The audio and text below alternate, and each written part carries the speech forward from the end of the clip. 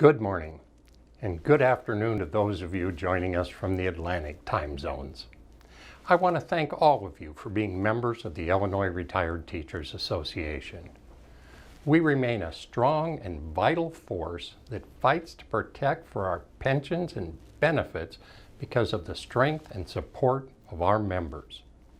I extend an enthusiastic welcome to Vice President Bill Funkhauser, members of our Board of Directors, association members living outside of Illinois, our IRTA Executive Director Jim Bachman, our IRTA staff, and our great benefit partners at Amba. It is exciting to be with you at this, the first virtual out-of-state meeting of our association. Because this has been a year filled with unprecedented experiences and challenges for countless organizations, many of you may be wondering how our association is doing. Therefore, I want to begin this meeting by first assuring all of you that the association is strong and secure. Here are some examples. Membership growth continues to steadily increase. During the past 5 years, our IRTA has outperformed peer associations who reported growth. Our association performed at 7% growth. The national median performance is 5% for those who reported that they're growing. Our renewal rate is statistically significant. In each of the past 5 years, the association experienced 96% retention. The mean renewal rate for individual membership of associations like us is 78%. Today, we are close to 39,200 members. Membership growth and renewal success is attributed to systemic, strategic membership changes made by our membership committee, led by our committee chair, Mike Schmidt, with the assistance of the Director of Marketing and Membership, Nathan Mihelich. It is important that I point out that these successes are especially noteworthy given that the association is impacted with the passing of approximately 80 members each month. The member loss is a sobering fact and demonstrates that our commitment and investment in membership efforts cannot be underscored strongly enough and must continue. The association is financially strong, thanks to the skilled fiscal management by our Board of Directors and Executive Director Jim Bachman. This association reports close to $2 million in total equity. 2020 donations to the foundation exceeded all previous years on record at $360,000. This was up from $293,000 in 2019 and $320,000 in 2018. Programs supported included assistance to retired teachers in financial hardship, grants to current teachers, and scholarships. In the election year that was 2020, the Political Action Committee's income and political donations equaled approximately $150,000. Our expenses were $123,000. Membership in the $1 per month PAC donation program is at 5,526 members. These people signed up to have $1 a month deducted from their TRS check. We eagerly encourage everyone to join. The amount in the Legal Defense Fund was $153,412 as of the end of 2020. Donations to this fund in 2020 were $3,171. With all of our external challenges, the association, foundation, and political action committees each continue to fulfill their mission at every level. We have fulfilled these purposes with a combination of new practices, agility, and with fortitude for success. 2 of this year's greatest achievements were: 1, the successful virtual mentoring program.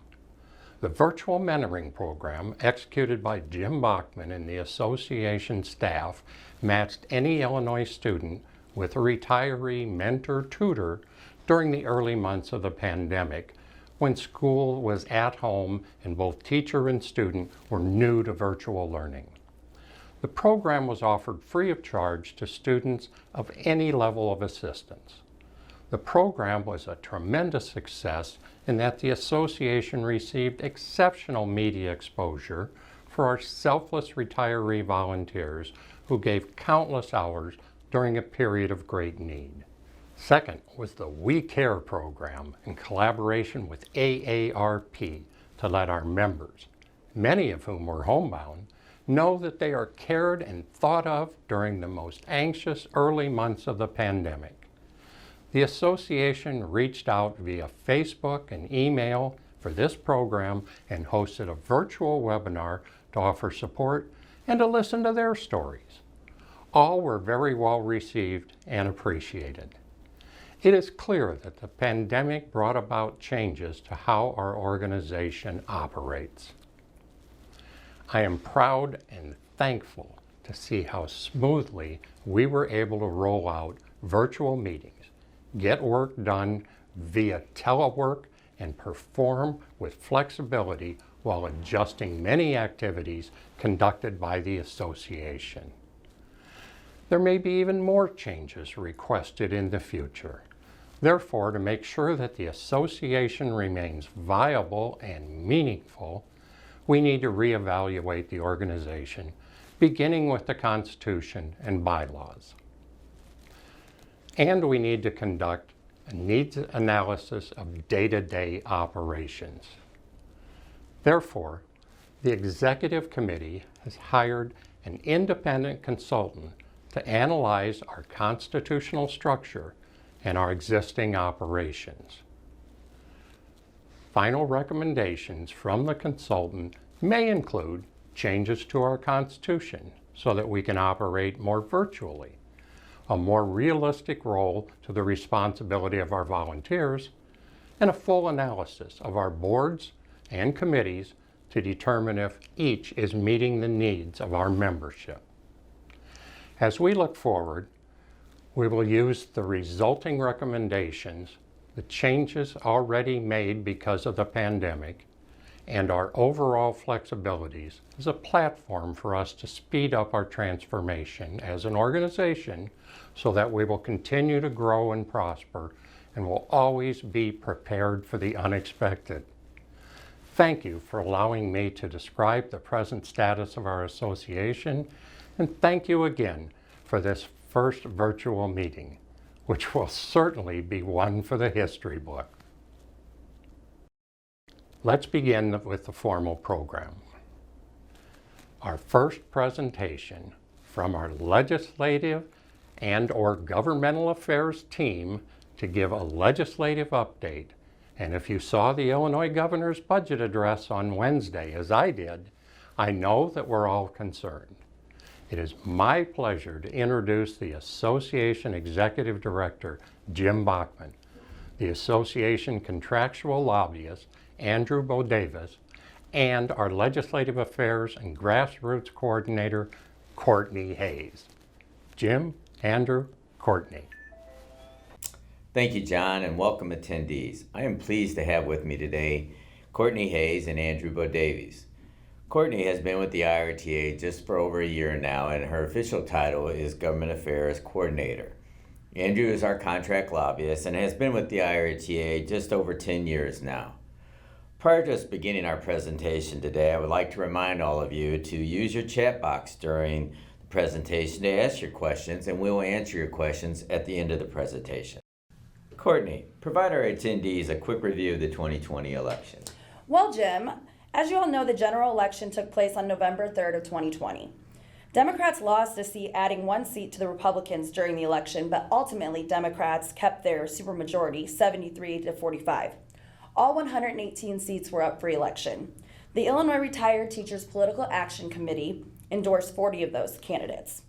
In January of 21, the Illinois House of Representatives convened to elect its leadership. House Speaker Michael Madigan faced calls to resign from fellow Democrats after several individuals were indicted in what law enforcement described as a scheme to influence Madigan. Madigan suspended his campaign for Speaker on January 11, 2021, after failing to receive the 60 votes necessary to retain the position. On January 13th of 2021, Emanuel Welch was elected to the speakership with 70 votes on the 118-member chamber. In the Senate, Democrats gained a seat in 2020, expanding their supermajority 41 to 18. 20 of the chamber's 59 seats were up for regular election in 2020, and the IRT PAC ultimately endorsed 5 of those candidates. Andrew, 2020 not only brought us the pandemic, but indictments of several elected officials, and as Courtney just provided us, many new legislators. All this added up to unrest in the House Democratic caucus, ultimately leading to a new speaker being elected. In addition to a new speaker, a new Senate minority leader was elected, and President Harmon will be serving his second year of his term as president. How do you see the new leadership affecting this session?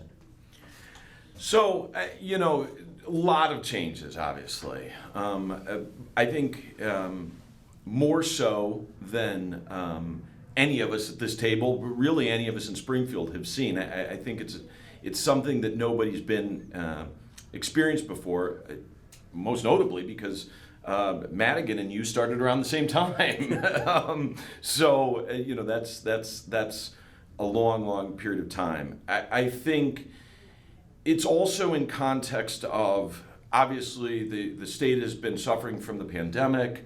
That's new, that's unique. I think that nobody really knows in the short term where we're going to be headed. I think probably, functionally, the governor's probably going to have an outsized role in dealing with this transition. Of all the leadership, he's been around the longest at 2 years. So, he is the most senior Democrat leader in the state. But as you pointed out, the Republicans are also going through transition. I don't 100% know where we're all going to end up. I think a lot of the things that have been history will be the future. There's always a temptation to underfund our pensions. There's always a temptation to underfund our health care. There's always a temptation to drive the state off of the financial cliff. And I'm not sure I see that changing. It's still Democrat controlled. There's still 2 bodies and a governor with a generally progressive platform overall. Everything's changed except the important stuff, maybe. Well, Andrew, Governor Pritzker delivered his budget address last week, and to our surprise, he announced full funding for the teachers' retirement system and for the teachers' retirement insurance plan. Do you believe the General Assembly will support the full funding, and what else do you foresee upcoming in this session? So yeah, I mean, when I read the governor's budget book, and when we were all watching the address, I think there was a collective, did he really just recommend full funding? Which I'm very thankful for, I'm very appreciative of. Having said that, what the governor's recommendation is just that. It's his initial early February recommendation. We're not there yet. Certainly the money has not been transferred to the TRIP benefit, the trail benefit, and the pension fund yet. I think the General Assembly was generally dismayed with the governor's lack of spending in other areas, including, maybe most notably, his lack of following the legal commitment to increase education by, I think, $350 million. So this would be the second year in a row that education funding was not increased over the amount required by the formula. A lot of other cuts, generally 10% budget cuts, and a lot of other cuts. So a lot of unfavorability with that in the General Assembly, a lot of grumbling, and we could certainly see the General Assembly try to put together a response or a package that tries to look for funding in those areas. The second largest appropriation in the state of Illinois is the teachers' retirement system appropriation, so that's always going to be in the crosshairs. and we could certainly see General Assembly recommend some cuts there. As far as other legislative issues going on, normally we would know by now. So the pandemic has had an interesting effect where it's pushed back the timing of the introduction of legislation. So normally I'd be telling you all the bills that were filed and we'd have a complete list and we'd have a very good sense of that. That has been pushed back. We don't know ultimately how many bills will be filed, but we anticipate it'll be less.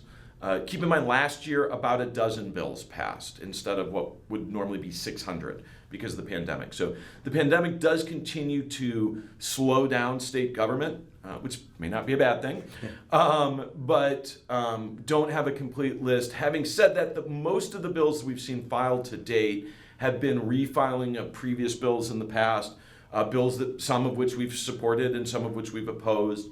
Would certainly anticipate they will extend the return to work provisions for retired teachers.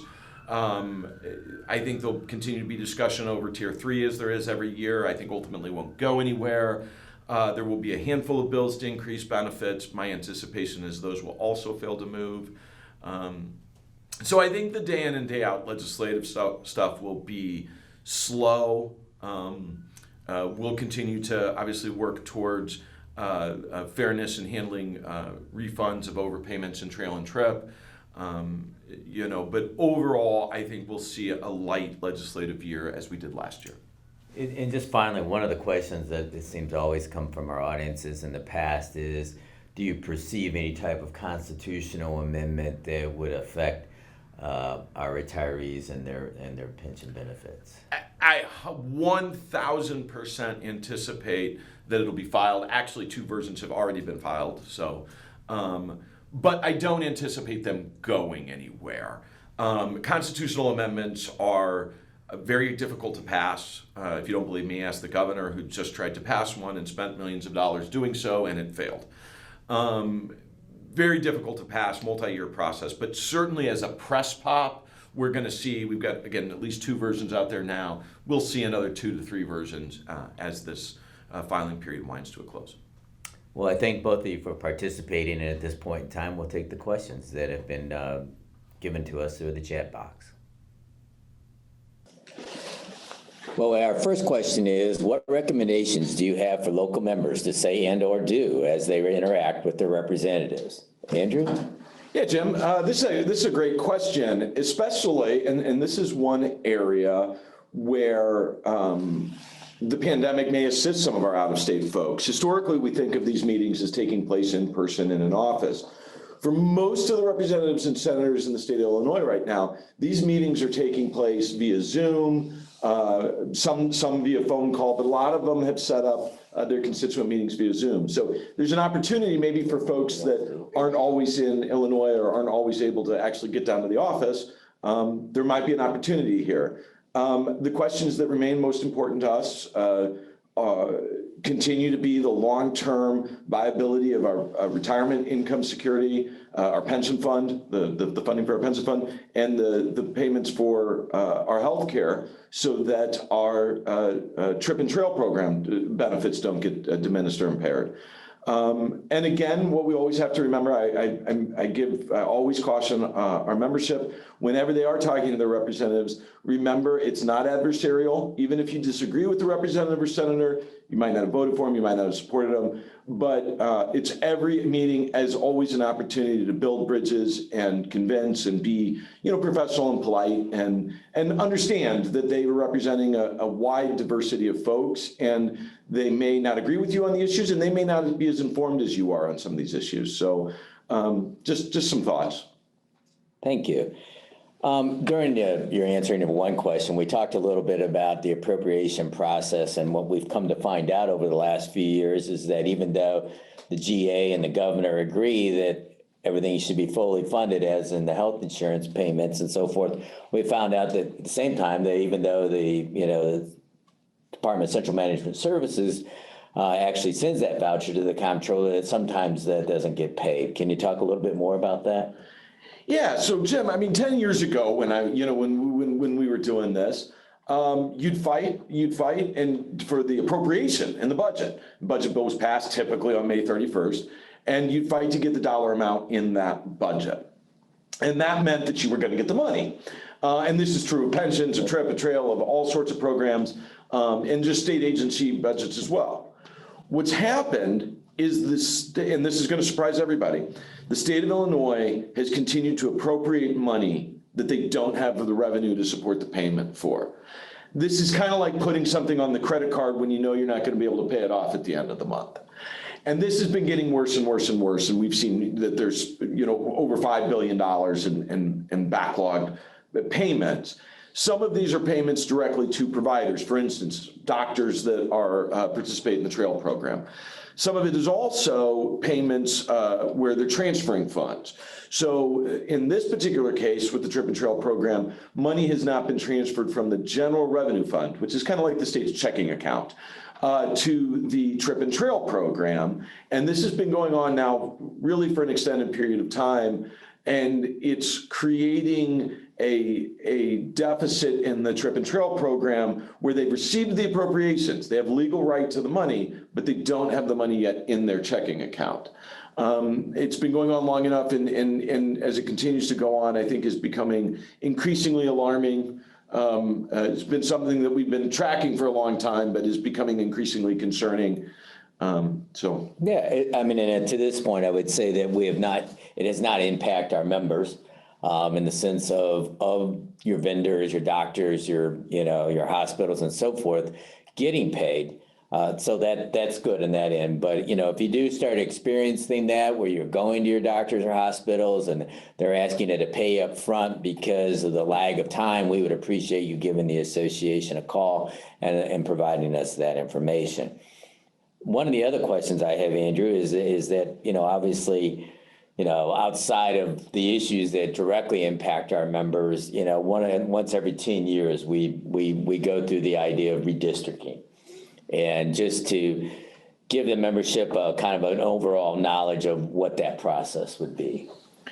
Yes, so 2022 is going to be a very interesting year politically in Illinois. So the map is created for a period of 10 years. It's supposed to line up with the census data. Every 10 years, the maps are redrawn. And this means that if the representative from Springfield or the senator from Springfield, their district may be redrawn to include some bordering communities they didn't represent before. They may lose some areas of Springfield that they currently represent. Sometimes, in most districts, these are tweaks. In some districts, this can be a complete and utter redraw.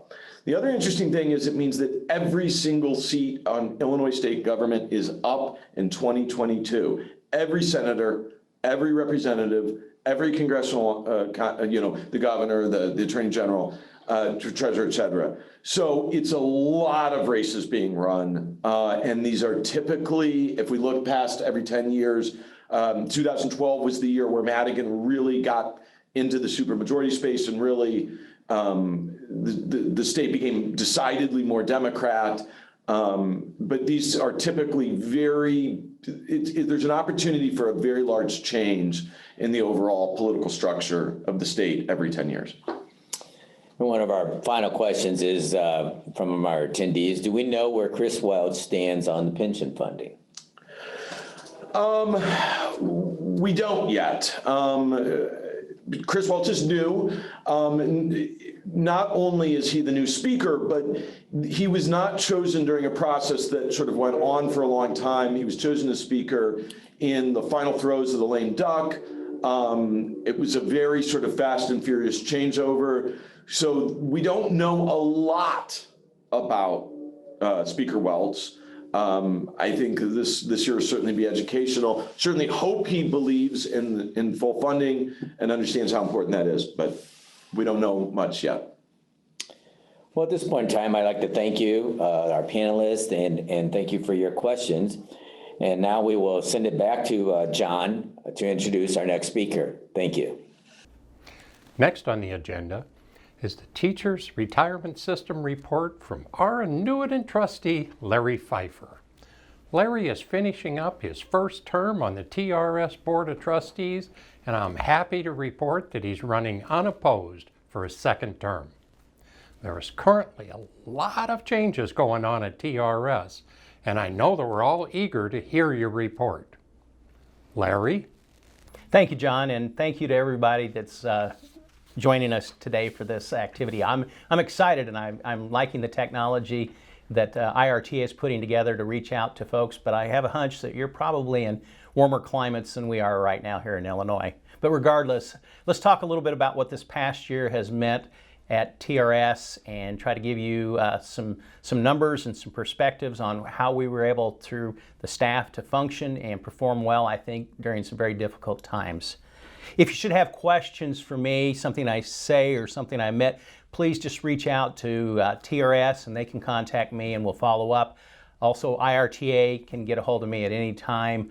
I'm looking forward to the time when we can get together in person and meet, whether that's in warmer climates or throughout the state of Illinois. So we all know that the coronavirus has had an impact on everybody in our country and the world. TRS was no exception to date. It was reported that over 300 members, both active and annuitants like you and I, have passed because of this virus. And so we hold them and their families truly in our hearts. Let's chat a little bit about what it meant to operate a retirement system through a pandemic. We'll start with the finances. Your assets in this fund stand at $54.9 billion, as you can see. This last year, revenue was generated between the active teachers, investments, school districts, 6.2. Benefits paid throughout the year was over $7 billion. Our interest was not what we had hoped, but we'll talk about that a little bit more in detail. It was a difficult year for investment.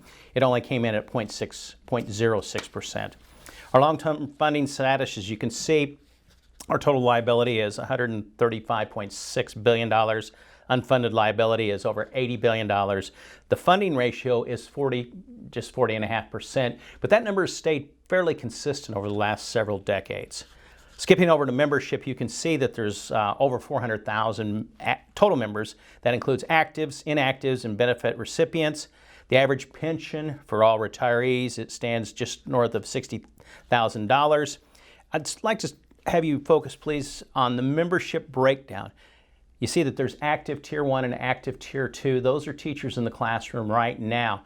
The Tier 2 system has been in place for about a decade now. It came into play in 2011.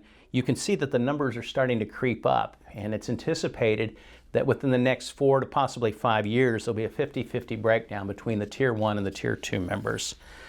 You can see that the average age is 72, and the service credit has been 27 years. Our oldest TRS recipient, and I hope you're watching today, is 109 years of age. Let's look a little bit now to what's happened to the system and how it was able to function over this past year. You see, March the 11th, TRS went to working remotely. What happened from March to December? Exciting news for you and I. $7 billion in promised benefits has been paid on time and in full. There's been an increased retirement claim process, 3,600, and there's been steady interaction with members of 34,000 telephone calls and 15,200 emails. TRS also held 54 group meetings virtually this last year. Next slide shows you the investing side of things, and this just has me really wondering, and when you hear phrases like volatility, remember this page. TRS, we started the year at $54.2 billion in assets, and then the first quarter happened. We ended that quarter with assets down to $48.5 billion, an 11.8% drop from January the 1st. But then you look down to June, things start to improve, the markets turn. We're up to $51.6 billion in assets. You can see then July through September, we're up to $53.5 billion in assets. And finally, we finished the year at $57.1 billion in asset, a 17.5% increase in value since March 1st. Next slide talks a little bit about our yearly returns. I want to remind you that TRS is in the pension system and we're in it for the long haul. And that's why you see different numbers from not just 1 year. And we as a board are obviously very concerned about, returns, and we monitor them every quarter, but it's those 20, 30-year returns that we are always looking for. We're in it for the long haul. Whether you're 35 and you're a teacher, knowing that there's going to be a pension system in place, or you're 105, knowing that your paycheck or your pension check needs to be there, is important. TRS sets our return rate at 7%. The next slide shows how we did with our system of funding at only 40%. We take a very defensive posture to perform well during the downturns. And you skip down, you'll see our returns. It doesn't look positive, does it? We lost 9.95% that first quarter, but keep reading. NASDAQ was 17.8 down. S&P 500 was almost 20, 19.6, and the Dow Jones was 26.2%. And again, at the bottom of the page, it only reinforces the fact that our 10-year, 20, 30, and 40-year returns are significant to watch as we look at our total rate of return. TRS benefits paid to folks like you and I have a genuine economic impact, whether it be the state of Illinois or wherever you're watching us from. You stimulate the economy through those pension checks during the good times and the bad times. You can take a look at some of those numbers, and they're significant. $11.1 billion in earnings, economic impact of $16.1 billion. It reinforces a lot of jobs, and it really adds to the economy, both in good times and bad times. A lot of numbers I know I shared with you. I would encourage you to do this. I'm pretty easy to get a hold of. My friends at TRS can get you answers, or get me to get you answers. My friends at IRTA that support your pension system and your health insurance, if you have questions specific to me or the board, field the questions to them, and I'll sure get it to you. I'd really like to do it in person, especially if you're in a warmer climate. Thank you for your kind attention today, and enjoy the rest of your day. I understand we have a few minutes, and you may have some questions that would come in. I'm looking forward to trying to respond to those. But in the meantime, I thought, as I get close to the end of my first term, here are some of the things as an individual that really stood out to me. Knowing that you go into a board for the first time, your eyes really get opened up. And this is what stood out to me. First and foremost, you have to be a fiduciary. You as an individual have to really focus on what is best for the system. And that is something that I constantly have to remind myself as I'm making decisions, casting votes, finding out information. Is it good for the pension system? And am I being a fiduciary and responding to that duty? I hope so. I've learned a great deal. Something else that really stands out is the amount of documentation and reading before board meetings. It's not uncommon to get a board packet that has over 1,000 pages. And that's, you just carve out some time and you go through it, make your notes, and get ready for the usually 2-day meetings that come about. The board probably spends a majority of our time dealing with the tactical plan. And the investment staff, as well as our consultants, and the literally hundreds of managers we have on the funds, they help us put it into different buckets. And those buckets can be anything. Well, there are 5 different buckets, and I'll try to go through those with you. There are fixed assets, and that could be real estate. There's the traditional investments, the equities, both domestic and international. There's also some alternative funds, and in that bucket, there are the hedge funds, and those are designed to help us be very, very defensive in our positioning, especially during downturns, which we see. Remember, you can make money as the market goes up, but you can also make money as things slide down. And we spend a great deal of time talking about those. And I'm sorry, the last area is called private equity. And we're working with individuals, corporations, companies that need some money, need some dollars to make things happen. And other sources like banks or other lending institutions aren't quite the appropriate place. So we do all those kind of things. Yeah, it can be confusing, and especially because it changes all the time. But we've got a great investment staff that helps guide us and helps make those decisions. I'd also like to talk to you about something called bias. And bias means you have a slant, and I want to share a story about myself. I didn't think I had bias going into this. I thought that every investment was probably a good investment if it made us money and did it, legally and ethically. But there was a scenario, a presentation that was made, and they talked about production agriculture, and that's my background. I've got family members that farm today, and I didn't realize that I had a bias until I heard a phrase, and it was kind of like the institutional investor is missing some great opportunities by just allowing the local farmer to operate and manage farm ground. And it took me a long time to work myself through that, to realize that agriculture, like a lot of different avenues, can be a return source and have pretty good return on investment for the local farmer as well as institutional investors like TRS. So that one made the hair on the back of my neck kind of stand up. And that leads me to the area that I hear a lot about. It's called ESG, environmental, social, and governance investing. And we've got some pension systems that are both public and private that invest for purpose and cause, not just for investments. But I'll give you one good example. Illinois legalized medical marijuana, and then it became recreational marijuana.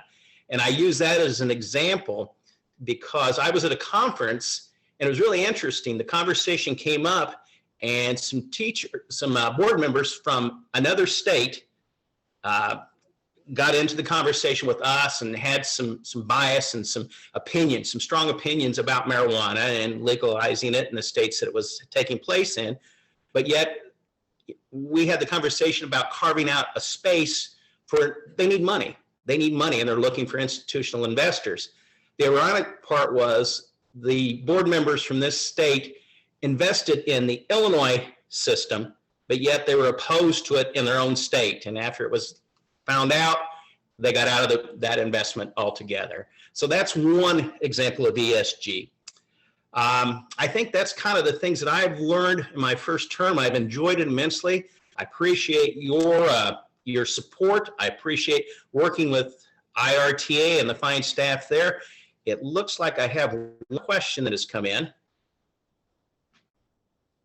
I don't know if I did or not. I'm going to turn it back over to you, Jim. I thank you for the opportunity to be with you this morning. And again, have a wonderful day. Our final report today is from our Member Benefits Committee Chair, Pat Hampton, reminding us all about the many association benefits beyond our pension and health care. Joining in with her presentation is AMBA Regional Vice President, Larry Newman. Pat? Hello, out-of-state association members. I'm Pat Hampton. Like you, I'm a retired educator. I am also chair of the Member Benefits Committee. In this session of the conference, I'll briefly explain why membership in the association is much more than advocating for pension and health care protection. It also offers a wide variety of member benefits. As I'm speaking, please write any questions you may have in the chat box, and we will try to answer all questions at the end of my presentation. I would also be happy to hear from you about what other benefits the committee could pursue. First, association membership is very inexpensive, and if all the association offered was pension protection, it would still be a great deal. However, there are member-only benefits that make membership an even greater value. The Benefits Committee communicates its member benefits in two ways: endorsed and informative benefits. No matter which type of benefit it is, know that it has been properly vetted and approved by the full committee. As an association member, the best way to see what is included in each of the benefits is to download the benefits handout sheet from the website at irtaonline.org under the Members Only section. It's a 2-page PDF which has all the information you need to be informed and stay active. On the sheet, you see that member benefits made available through our partners at AMBA currently include group rate dental and vision insurance, which you'll no longer receive once you retire, insurances for long-term care, home care and recovery care, cancer treatment, medical air transportation, life, and even pets. group rate policies for lifeline screening, hearing, and hearing aids. Savings is also offered on auto and home policies with Liberty Mutual. Discounts are offered for Dell computers, select Apple products and services, as well as specialty items such as flowers, and so much more.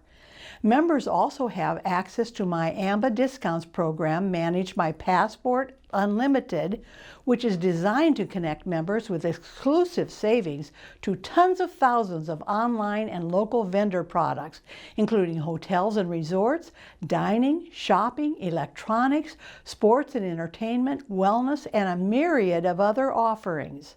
As you know, retirees love to travel. We have rental car discounts, Orlando employee discount rates, Road Scholar and Vacations by Rail discounts, and extra savings when traveling with Globus. It is always fun to join us on our members-only group trips or gatherings when offered throughout the year. So please join me and 40,000 other IRTA members. First, to protect your pension and health care benefits, and next to take advantage of the savings and benefits available. We need your support to ensure that we retain the pensions for which we have worked so hard, benefits we refuse to let the government take away from us. Membership is an important and worthwhile investment that more than pays for itself when you use IRTA's popular member benefits. It's now my pleasure to turn over the presentation to AMBA Regional Vice President Larry Newman for some added details on member benefits. Well, thank you so much, Pat. Good morning or good afternoon to those in Puerto Rico or the Virgin Islands and abroad, to all the association members living outside of Illinois. My name is Larry Newman, Regional Vice President with AMBA. Many of you might know me from back in the day while you were living in Illinois. I've been with AMBA since 2009, starting out as an agent and then as a district manager for the past 8 years, and now in my new role as Regional Vice President for the Midwest. As I'm speaking, please do me a favor and type any questions that you may have in the chat, and I will do my best to answer all of the questions at the end of my presentation. I guess it makes sense for me to follow Pat Hampton, as she and I work closely together to make sure that all member and prospective members have the best-in-class discount programs and benefits designed to work with your current health insurance. AMBA has been in business since 1981, and the partnership we have with the Illinois retired teachers goes back to 2003. One of the original benefits is the dental program from Emeritus and the vision plan with VSP. I can assure you that both programs remain staples within our suite of benefits and are still a primary reason that a new retiree will hopefully become a member of your association.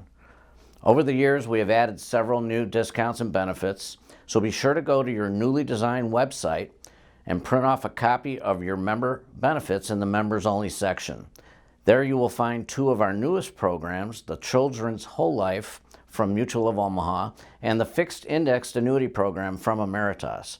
I will be providing a few slides about these programs in just a few minutes. I will also provide you with the contact information of our Illinois district managers, Nancy Kramer and Gary DeVito. Each of these individuals will be excellent contacts for you to discuss any programs that you or your family members might have interest in. We will also provide you with their QR code so you can request a benefits review via Zoom. This is something that we have done with thousands of members throughout this crazy year of 2020. We feel you will find this to be an educational and valuable experience.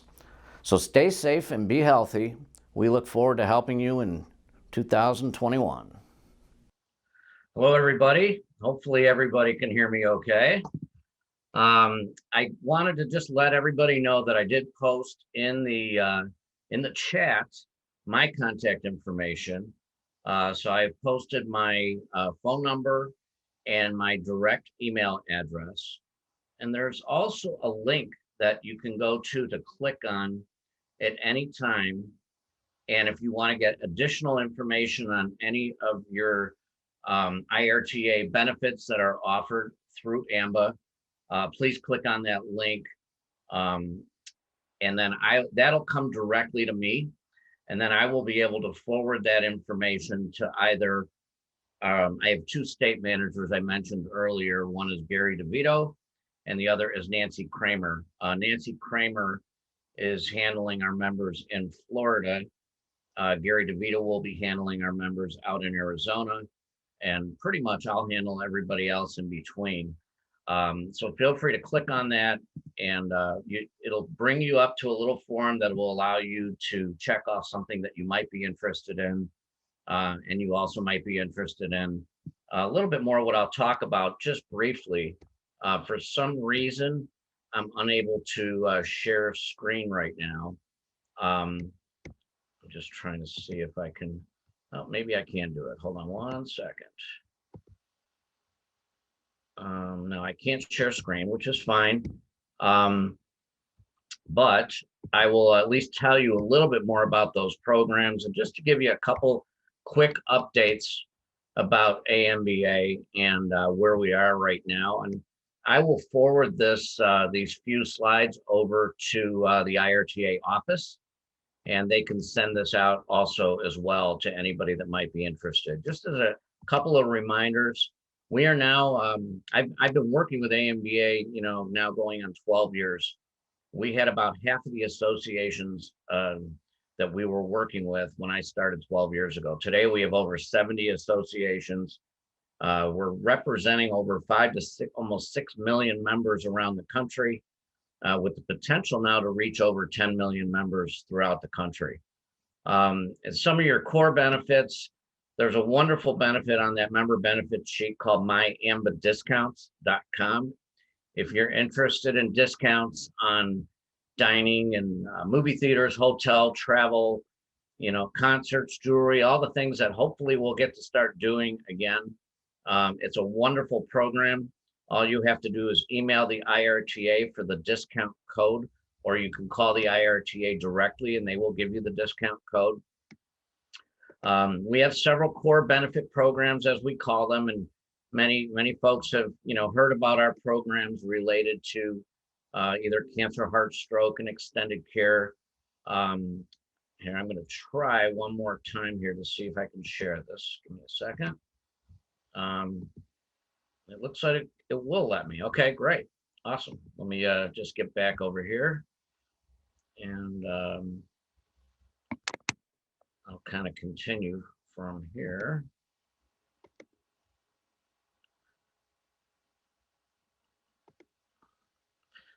Well, so you can all see I'm wearing a suit. This is what I look like when I am not wearing a suit, and hopefully get back to having a great time going to baseball games. You can also see behind me, I have in my office lots of Chicago Cubs paraphernalia. So we have just one White Sox fan in the family, Jim Bachman, and that is a future soon-to-be daughter-in-law. So I have to be kind to her. Anyway, this was the slide about the endorsements. We are now in 70 associations around the country, and I started to touch on this myambadiscounts.com program. Again, all sorts of discounts available. And what's great about it is we really use this program to help attract new members. Your membership, if you invest in any one of these discounts, the membership you're paying for is free and then some. So there's some great programs in here, and it's updated daily, and there's a terrific phone app with it as well. These were the core benefit programs that I had started to talk about a little bit. There's going to be some wonderful changes coming to the dental and vision program. Some of you may currently be enrolled in that. That'll be coming out March 1st. And then some of two of the additional benefits. These are two new programs that our members love. This one is from Mutual of Omaha. It's called Children's Whole Life. And what's wonderful about it is you could purchase this for a grandchild or a great-grandchild. You can have a 2-week-old approved for $50,000 worth of whole life coverage for $16 a month. And this is something you can continue to pay for and then gift this over to your grandchild when they turn age 18. There's no medical exams. There's only 2 health questions.